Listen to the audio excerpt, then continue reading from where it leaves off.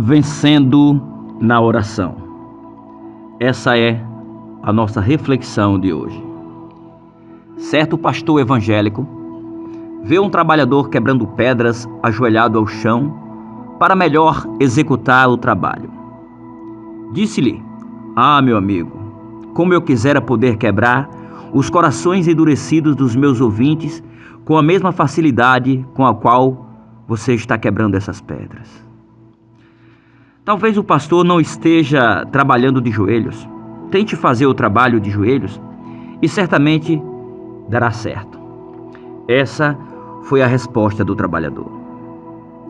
Amados, essa história, um tanto quanto engraçada, nos leva a refletir o quão importante deve ser a dedicação diária e a determinação em qualquer trabalho que devemos executar, seja para nós mesmos ou para alguém que nos paga, como também não pode ser diferente na pregação do Evangelho.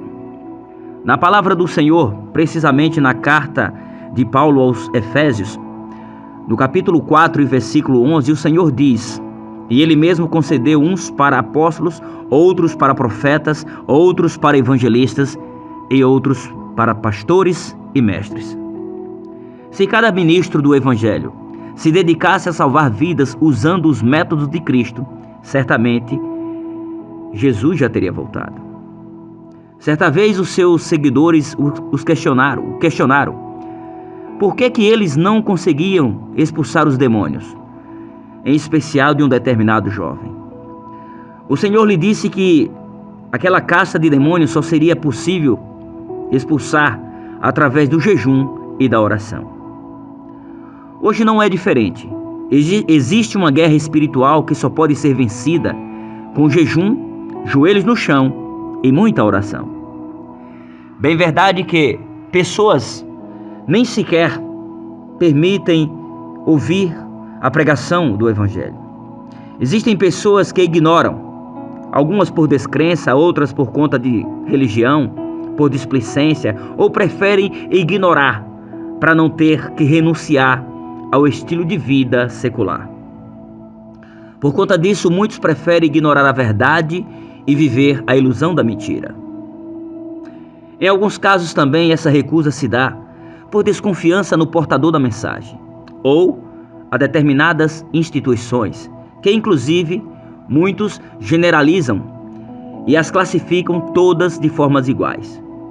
A verdade é que os motivos são vários e as desculpas são muitas.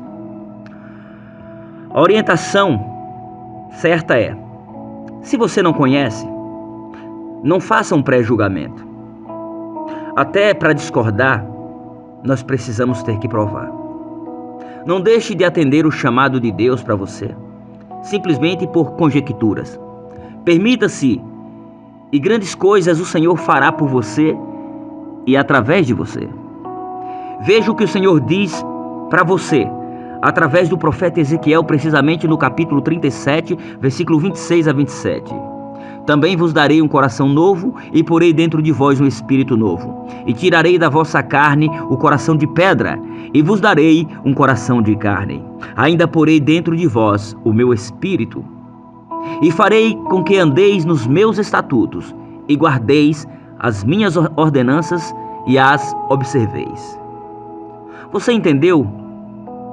Por isso temos que ouvir os sinceros ministros do Evangelho. Os ministros sinceros que pregam e tentam viver o que pregam, ainda que seja meio que escasso. Mas precisamos quebrar esse tabu da desconfiança. Na Bíblia diz que o Senhor deixou pastores e evangelistas e mestres. Sendo assim, não deveria existir tanta rejeição. Ou você acha que o Senhor não sabia que surgiriam entre os verdadeiros os falsos pastores e os falsos profetas? Você já parou para pensar que só pode existir o falso se realmente existir o verdadeiro? E como saber quem é o verdadeiro? Pesquise, investigue. Entendo que essa rejeição se dá por haver muito charlatão, mas não se perca por conta da ignorância. O que fazer então? Você quer conhecer a verdade? Não perca a oportunidade. Abra seu coração a Deus e permita ao Espírito Santo total acesso de sua vida. Ele te guiará a toda a verdade. Para saber se as mensagens que você ouve é de Deus, examine as Escrituras. Assim como o verdadeiro ministro do Evangelho precisa se prostrar de joelhos ao chão diante de Deus e se consagrar para pregar, com o ouvinte sincero e fiel, não é diferente. Ele precisa se prostrar e orar a Deus para que o Espírito Santo lhe dê discernimento correto de tudo o que ouvirá. Converse com Deus através da oração, ouça sua voz através da leitura sistemática da Bíblia, sempre sob a orientação do Espírito Santo. E tenha certeza, o Senhor não te desamparará. Façamos isso e corações serão quebrados, vidas serão transformadas e o Evangelho será pregado. O Senhor diz para você nesse momento, em Hebreus 3, 7 e 8, Ele diz: hoje se ouvirdes a sua voz, não endureçais o vosso coração.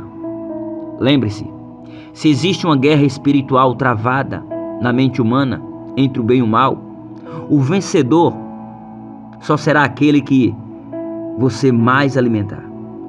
Essa guerra é constante, mas lembre-se que o bem se alimenta da obediência a Deus e a comunhão diária ao Espírito Santo. Já o mal se alimenta da indiferença ao convite de Deus e a total entrega aos deleites e seduções desse mundo. A maneira como vivemos é que alimenta um ou elimina o outro. Somos nós que decidimos. O que alimentarmos irá nos matar ou nos salvar. É você, unicamente você, o dono de suas decisões.